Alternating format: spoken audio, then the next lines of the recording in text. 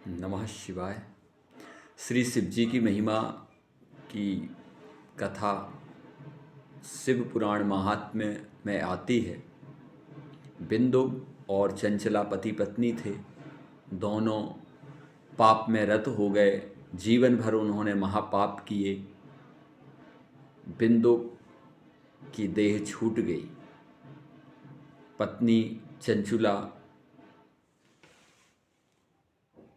कई रोगों से ग्रसित, परेशान, पीड़ित होकर के गोकर्ण तीर्थ गई। वहाँ पर उसने शिव पुराण की कथा हो रही थी श्रवण की।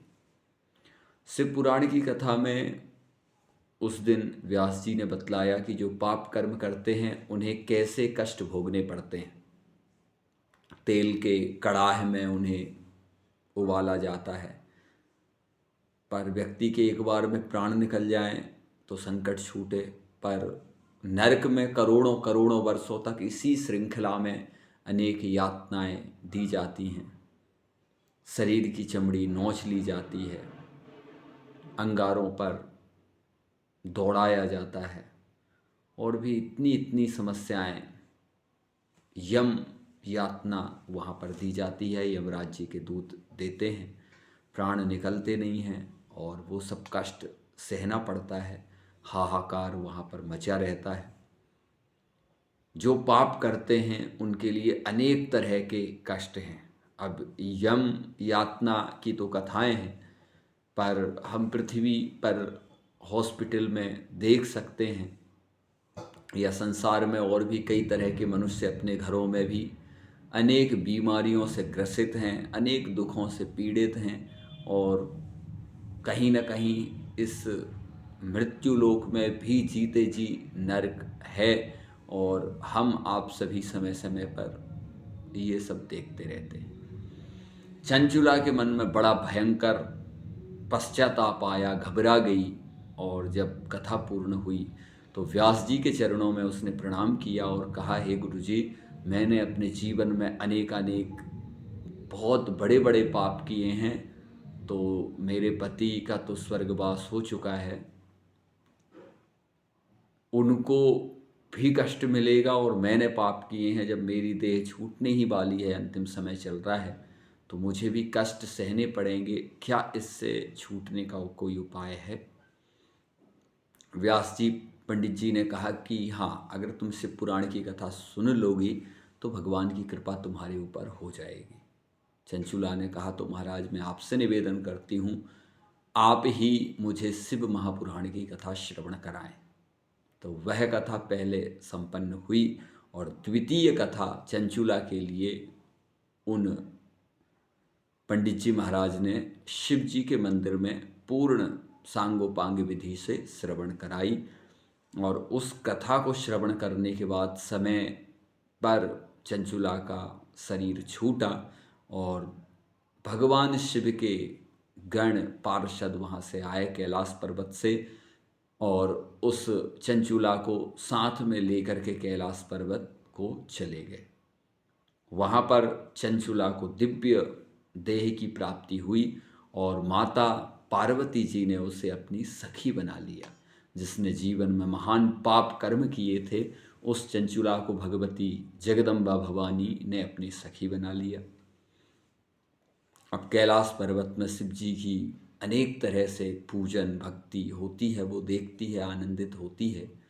एक दिन उसके मन में आया कि मेरा तो उद्धार हो गया भगवान शिव की कृपा से, पर मेरे पति न जाने कहाँ होंगे, किस हाल में होंगे, और हो सकता है वो यम यातना भोग रहे होंगे।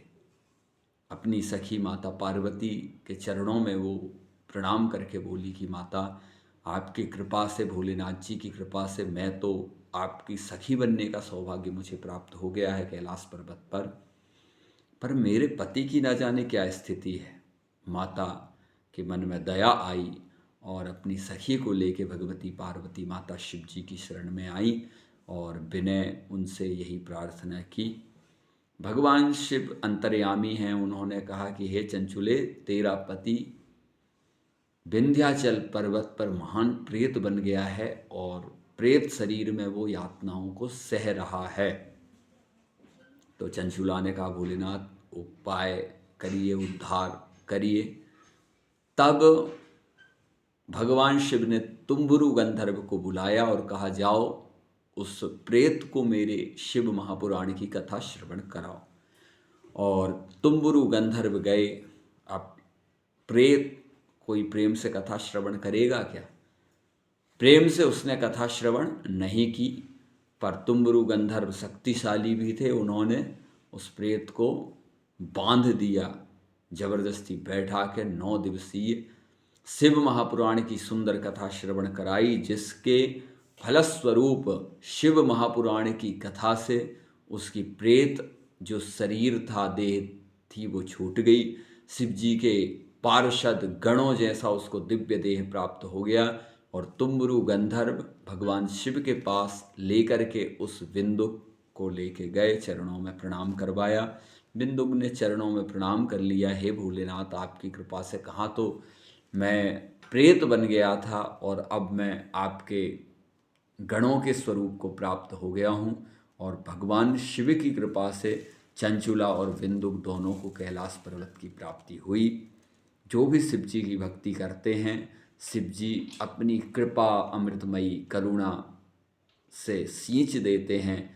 आशुतोष तुम औढ़र दानी, आरत हरहु दीन जन जानी।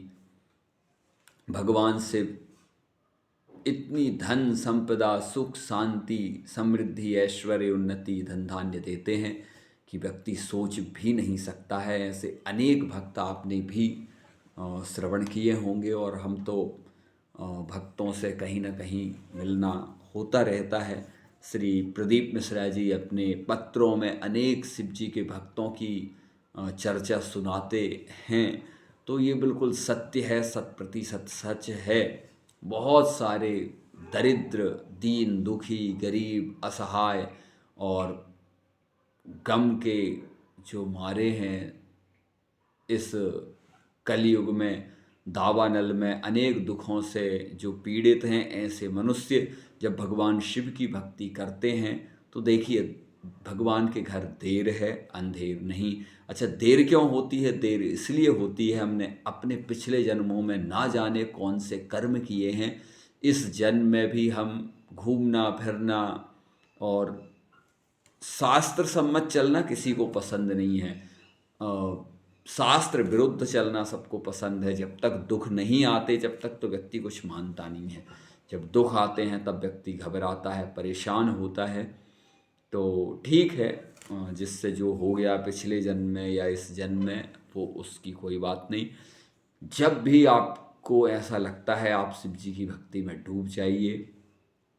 और अगर कोई ये कहें कि भाई हम भोलेनाथ की भक्ति करते हैं पर उतनी नहीं करते, हम भगवान राम कृष्ण हरि श्री गणेश जी या जगदम्बा भवानी के भक्त हैं, तो देखिए भगवान सब एक हैं, भगवान अनेक नहीं हैं। आप किन्हीं की भी प्रेम से आराधना कर सकते हैं। कोई भी आपका गुरु मंत्र हो, अगर गुरु मंत्र नहीं लिया हो तो भी आप आराधना करना शुरू कर दीजिए। आप जब मंत्र की शरण लेंगे, समय आने पे आप गुरु भी बना लीजिए। अच्छे महीने में, अच्छे समय में आप गुरु दीक्षा लीजिए, मंत्र का जप कीजिए। मंत्र जप में आपकी श्रद्धा विश्वास, किन्हीं किन्हीं का मन नहीं लगता, सब लोग कहते हैं कि मन नहीं लगता है, तो भी कोई बात नहीं है। आप मोबाइल में भजन सुनिए, अच्छे अच्छे बड़े बड़े गायक हैं, जो आपको अच्छे लगते हैं उनका भजन सुनिए। अच्छे अच्छे व्यास जी हैं, गुरु जी हैं, उनके द्वारा आप कथा श्रवण कीजिए। और कथा श्रवण और भजन में तो देखिए आनंद है। सुबह दोपहर शाम कभी भी जब आपके पास जितना समय है, 1 मिनट से लेके 10 मिनट से लेके घंटों से लेके, जब आप सुनिए आपका समय भी निकलता जाएगा। कथा श्रवण करने से बहुत अच्छे अच्छे सूत्र जीवन में मिलते हैं और वो जब सूत्र अपने जीवन में आते हैं तो अनेक समस्याओं का वो निदान करते हैं। तो कथा श्रवण कीजिए। भगवान की कथा सुनना भी बहुत बड़ी भक्ति है और पहली भक्ति है। श्रवणम जो कथा सुनते हैं, श्रवणम कीर्तनम विष्णु स्मरणम पाद सेवनम। तो पहली भक्ति है कथा सुनना, दूसरी भक्ति है भगवान का कीर्तन करना। आप भजन सुनेंगे, साथ में गाएंगे, कीर्तन हो जाएगा। तीसरी भक्ति है स्मरण करना, तो भगवान का स्मरण चलता रहे। फिर आप मंदिर में जाइए, पूजन अर्चन कीजिए, और ये भक्ति आपकी अपने आप सुनेंगे कथा तो सारी 9 प्रकार की जो भक्ति हैं आपके हृदय में आ जाएंगी, और धीरे धीरे आप पूजन भजन में रत हो जाएंगे, खो जाएंगे। तो शिव जी की ये महिमा हमने श्रवण की। कैसे भी करके आप पंचायतन देवता भोलेनाथ जी की शरण में जाइए, जगदम्बा भवानी या श्री राम कृष्ण हरि, श्री गणेश जी, किन्हीं की भी आप शरण ग्रहण कर लीजिए। गीता जी का स्वाध्याय कीजिए, अगर नहीं कर सकते रामचरितमानस, श्रीमद् भागवत, श्री शिव महापुराण या देवी भागवत ग्रंथ को आप पढ़ भी सकते हैं, आप पाठ भी करेंगे। आप अपने जीवन में नियम बनाइए, कोई भी ग्रंथ जो मैंने नाम लिए, अगर आप एक श्लोक, आधा श्लोक, एक पन्ना, 2 पन्ना कभी नहीं पढ़ पाए तो कोई बात नहीं। जब जब आपके पारायण पूरे होंगे तो उससे बहुत पुण्य, महान पुण्य की प्राप्ति होती है। अगर पढ़ने में आपका इंटरेस्ट है तो पुराणों को पढ़िए, और अगर किसी कारणवश नहीं है तो आप सुनिए। आप सुनेंगे तो इंटरेस्ट अपना आपका जागृत हो जाएगा। इन्हीं शब्दों के साथ आपके जीवन में खुशियाँ आएँ, सारी दुख समस्याएं भगवान हरें। आप भजन करेंगे तो भगवान जरूर आपके दुख दूर करेंगे। नमः शिवाय, श्री शिवाय नमस्तुभ्यम।